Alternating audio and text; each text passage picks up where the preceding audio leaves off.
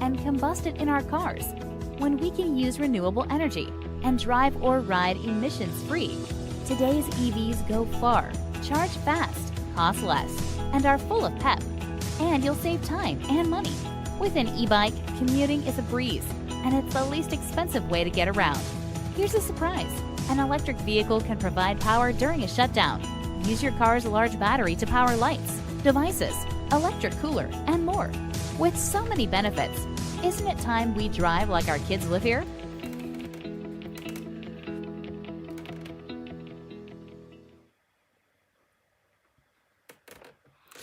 So this has been one of those days, technology-wise. Nothing seems to be working, which means that we don't have the program that we were hopeful about having today. And it's postponed, but it will be back. We will broadcast as soon as we can. In the meantime, I'm going to press play on Catherine Bloom from 2 weeks ago, because this is certainly one of the best interviews of, well, this or any time. And, you know, Catherine is worthy of a second look if you saw her, or a first look if you haven't. Well, thank you. Let me show your loveliness right there. And now I'm going to put up your lower third, because I love this lower third, creative roustabout. Can you just take the cake as the best lower third of our season? It would be my pleasure. I will take the cake and eat it too. All right.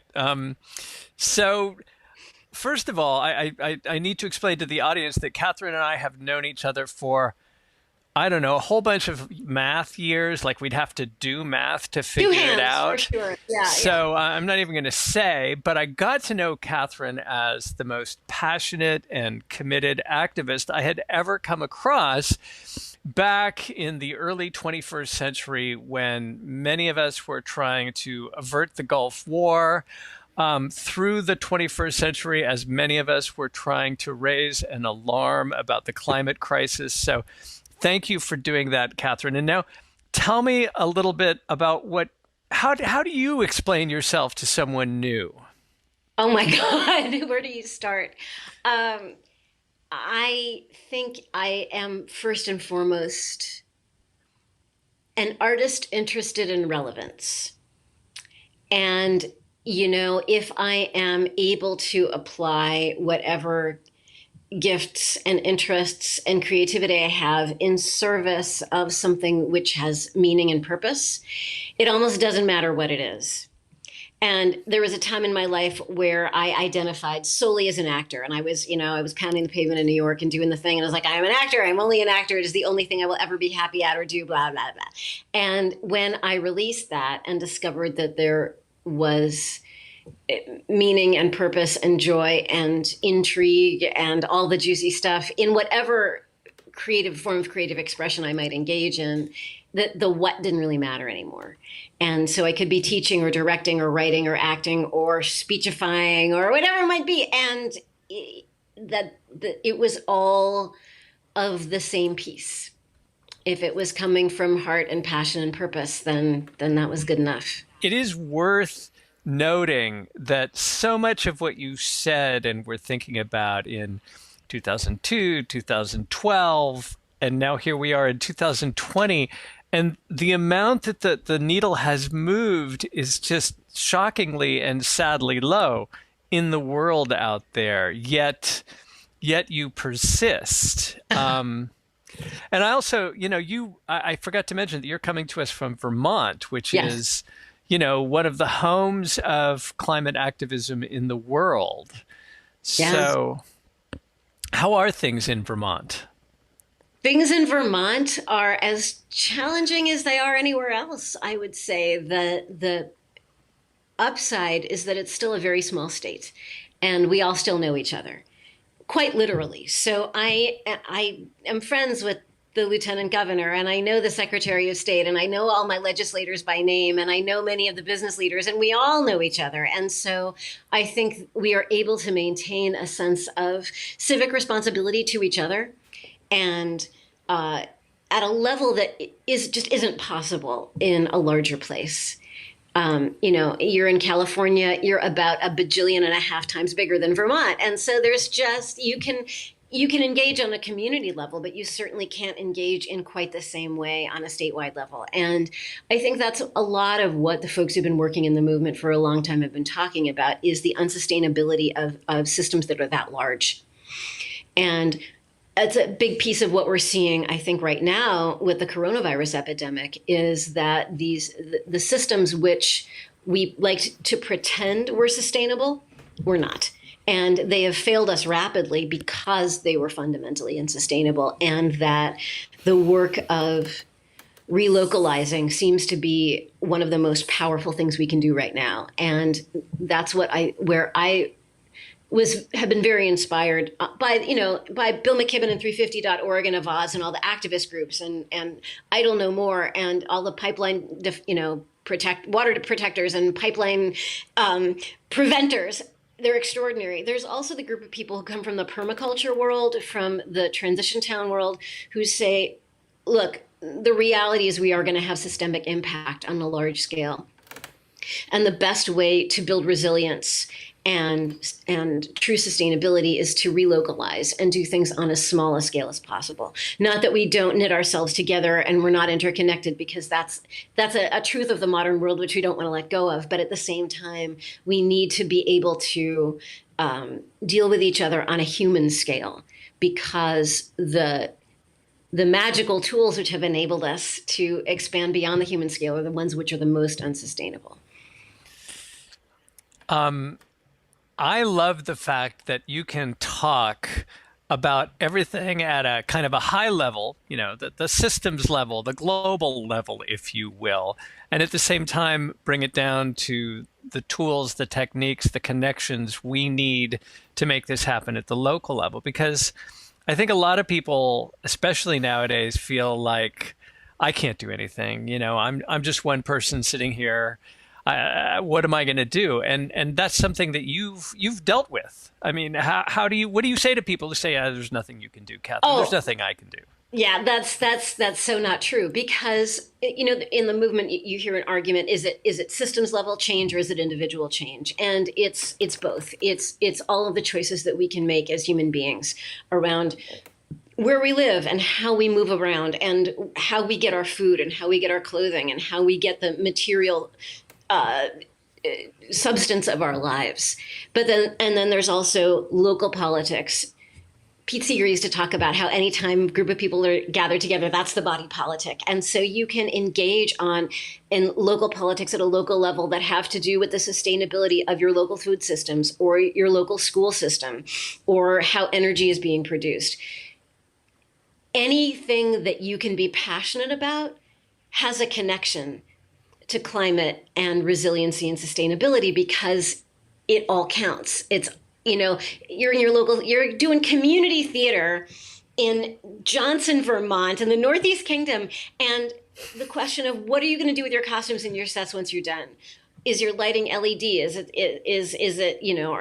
the theater having to pay through the nose for electricity off the grid that comes from burning coal, or is it solar? Everything that you do is connected at some point to all of these larger questions. And if all you do is the research to figure out how to get non-paper source toilet paper and bamboo toothbrushes, and that's what you're given to your family, awesome. If you plant a garden, if you just get some of your summer salad greens, gardening is the ultimate,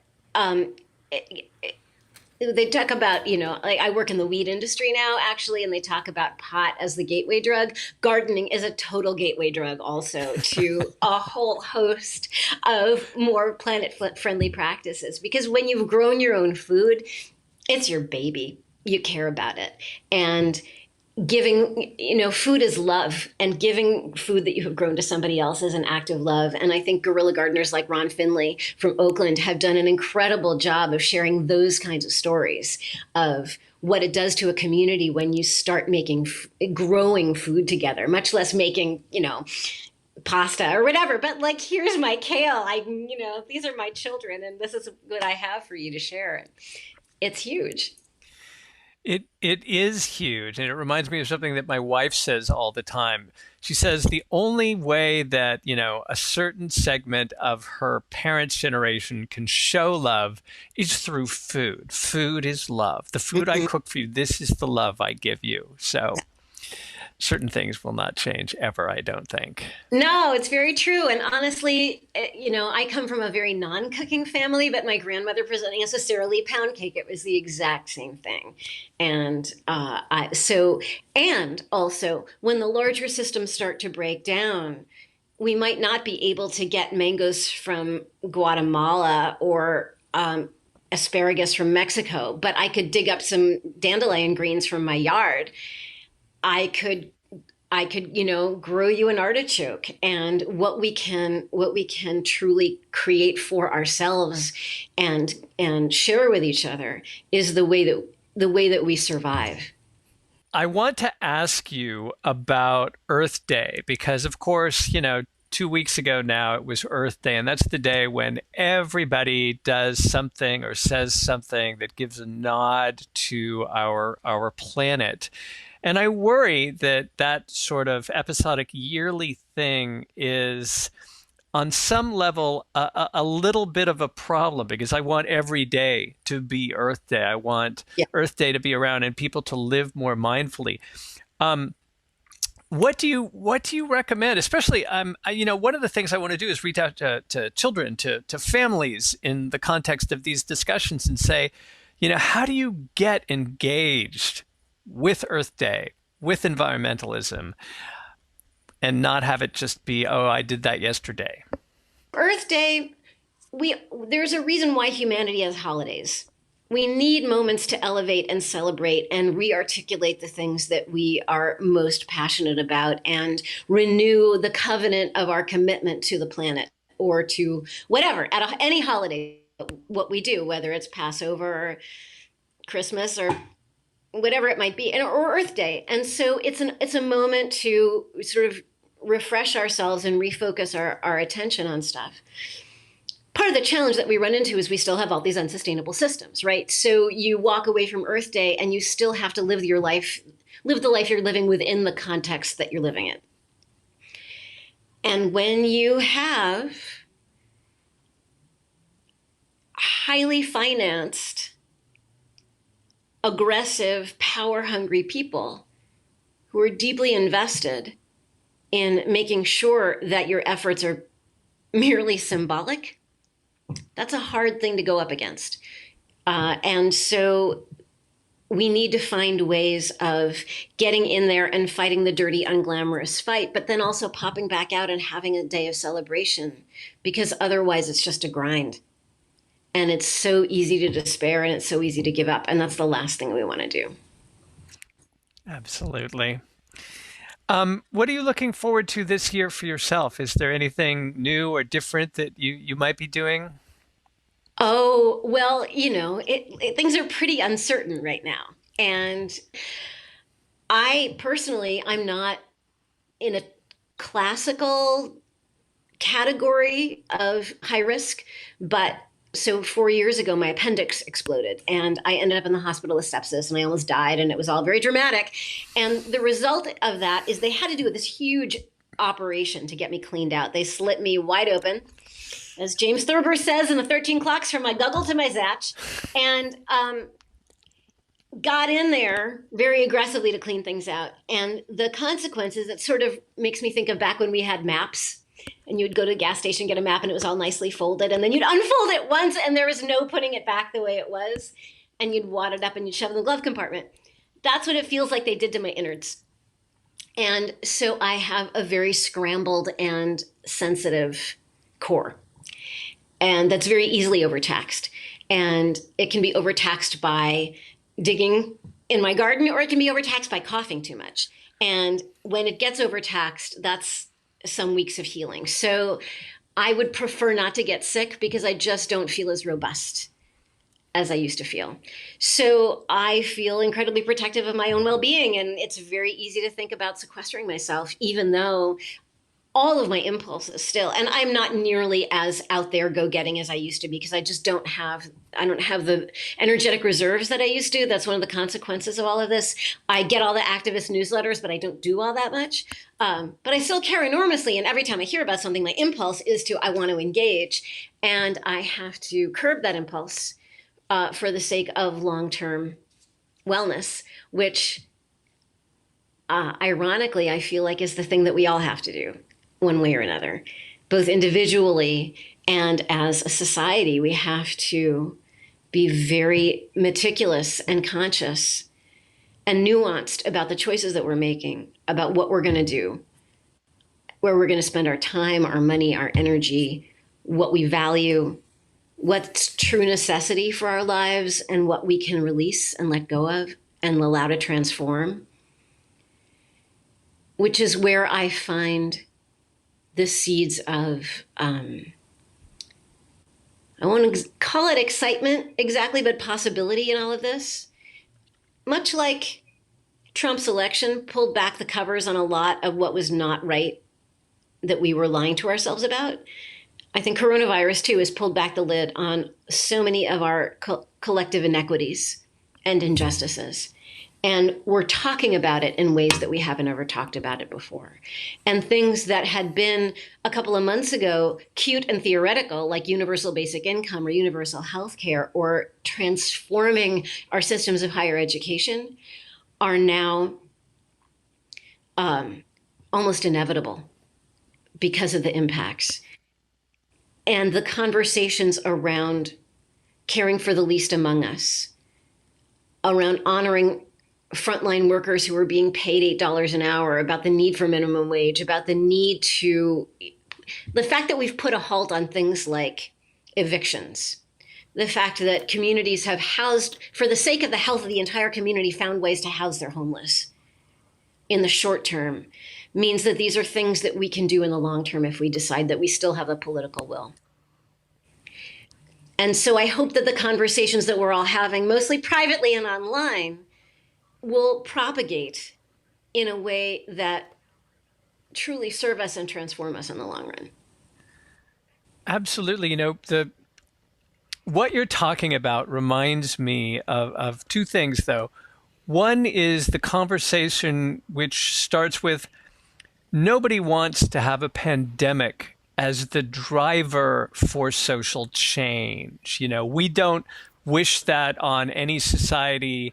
We wish that the things that we're seeing change, the ways in which the skies are bluer, the homeless are housed, could be seen as not taking advantage of a pandemic, but at least showing us a direction that we can go and choose to have better lives for all of us. But at the same time, there's a faction that says, no, no, no. We can't even think about climate. We can't think about the homeless. We need to think about getting our oil industry back up and running. Yeah. And probably you and I don't have close friends with whom we have that conversation and must distinguish between those important things like life versus, propping up the airline industry or the coal industry or the shale oil industry. But we are seeing that there needs to be some way to have the conversation without feeling like we're taking advantage of the pandemic. Is that part of your thought process nowadays? I don't really worry about justifying that stuff. And you hear so many people who go through a serious illness express an enormous amount of gratitude for the gifts that illness brought. Not that they would have chosen it or would wish it on anybody else, but that their personal transformation that they've gone through as a result of what their experience has been of immense value. And I would say that is true for me too. I have often felt like I had the best worst thing happen. I lost an organ that I could stand to lose. While it's frustrating to me to get scaled back in my pursuits, it's not like anyone else knows. No one's keeping track. And the whole thing for me was a spiritual initiation that was quite profound. And in healing my body, I've healed many things in my spirit that I did not even know needed healing or could be healed. So similarly, I think we tend not to make change unless we're pushed one way or another. And collective change doesn't happen unless there's a giant collective push. And so I don't know. And the interesting piece about can we deal with climate? We can't deal with climate while we're virus is that all of the changes that we need to, a lot of the changes that we need to make around climate are changes that we need to make around coronavirus. And the speed with which we need to make them and the scale is stuff that the powers that be have said for years, no, we can't do that. And we're doing it because we have to, because lives are more immediately and egregiously on the line in our own communities. And I think that's the tricky part about climate change, too, is that the people who are hardest hit can be over there. And I have seen so many shots of Los Angeles on fire and people continuing to just drive down the road. It's like, we'll just get through it. And, you know, there's not enough people. You got to have a sort of a critical mass of people who are threatened directly in order to do something about it. So we could look at the entire continent of Australia being on fire and go, wow, poor koalas. But when we are all of us forced to stay home in order to serve the collective good, that's not a choice that we ever make very often. And so it's an opportunity for us to learn that we can do that. And that there's a humanizing quality around all of that. And I've been really tickled by all the videos that are running around of both, you know, sort of families dancing to ABBA or whatever, because it's the only thing they could do to entertain themselves. And, you know, musicians I've admired for years also stuck at home trying to figure out how to keep their creative juices flowing and give something back to the community. And it's humanizing of us all. And I can only hope that that's a powerful enough catalyst to then transform us a little bit more. And I believe you speak for many of us when you say that, because, well, you say it much more nicely and articulately, and I appreciate that. Thank you on our behalf. Catherine Bloom, I'm going to say bye for now, and will you come join us again? Anytime. So happy to. Thanks, Catherine. Oh, my pleasure. Oh, such a delight to see Catherine, even if it's only on a pinch-hitting basis. We will have the interviews with Edward Quevedo and Kim Rago posted tomorrow online. In the meantime, thank you for bearing with us and our technical difficulties. I will leave you with a little video from our friends at Drive Clean Bay Area. Thanks again, and remember, every day is Earth Day.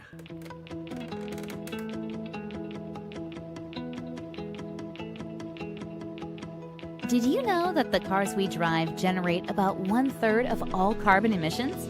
Good news! There's a better way.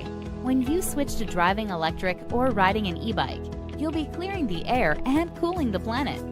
Why drill and transport oil and combust it in our cars when we can use renewable energy and drive or ride emissions-free? Today's EVs go far, charge fast, cost less, and are full of pep. And you'll save time and money. With an e-bike, commuting is a breeze, and it's the least expensive way to get around.